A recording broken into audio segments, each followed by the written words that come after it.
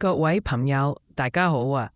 今日想同大家分享一本好有趣，而且對我好啟發嘅書，叫《夏目先生去看心理師》。首先同大家介紹下呢本書嘅作者先，佢叫羅伯德·迪保特 （Robert Deboord），係一位英國知名嘅心理治療師同作家。之前喺倫敦大學教育學院教書。佢最叻就係用好簡單、好易明嘅方法，將心理學嘅道理融入到生動嘅故事入邊。而今日我哋要講緊呢一本《夏目先生去看心理師》，就係佢最有名嘅作品之一。全球好多讀者睇完都話好受用，可以更深入咁樣了解自己，獲得心靈上嘅成長同療愈。等我同大家簡單介紹下呢本書嘅內容啦。夏目先生去看心理師係改編自英國好經典嘅童話故事《柳林中嘅風聲》。佢經歷咗好多挫折之後，變得好唔開心、好迷失，於是佢決定去揾心理師蒼鷺傾下，展開療愈嘅旅程。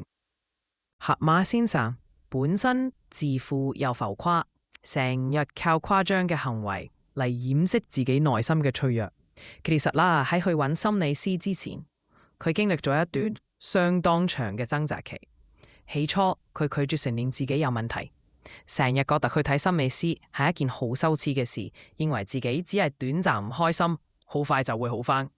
佢甚至用唔同嘅方式逃避內心嘅問題，例如用狂歡派對、同朋友玩樂，或者不停投資啲新嘅玩具同興趣，希望可以令自己快樂啲。但係當呢一啲方法越嚟越嚴重，朋友亦慢慢離開佢，佢先意識到自己真係需要專業嘅幫助。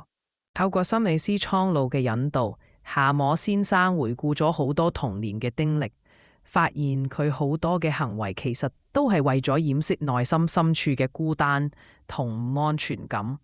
書入邊用咗弗洛伊德、榮格同阿德勒等心理學理論，帶領夏目先生一步一步理解自己內心真正嘅需求。見心理師之前，夏目先生呢性格暴躁，經常用強烈嘅情緒反應去面對事情，尤其係當有人批評佢嘅時候呢，佢會好敏感、好激動。經過心理治療之後呢，佢逐漸明白呢啲強烈反應係因為佢內心嘅自卑同唔夠安全感。慢慢地，佢學識控制自己嘅情緒。面對批評時，唔再即刻反擊，而係嘗試理解背後嘅意思，從而改善咗人際關係。另外，夏目先生以前好中意揸靚車周圍招搖，以為咁呢就可以得到別人嘅讚賞，但係內心從來都唔係真正嘅開心。心理治療之後，佢發現自己原來係因為童年缺乏父母嘅認同。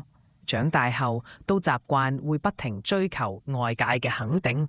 治療後，佢唔再需要靠外界嘅眼光去定義自己嘅價值，開始過得更加輕鬆自在。仲有一個好明顯嘅改變，就係佢以前經常逃避問題，遇到困難就推卸責任，結果朋友同佢關係好差。心理治療之後，佢明白咗自己嘅逃避係因為害怕失敗同拒絕責任，開始主動承擔責任，勇敢面對問題。漸漸地，朋友都睇到佢嘅改變，關係亦慢慢修復。我自己睇呢本書嘅時候，都覺得好有共鳴，好有啟發。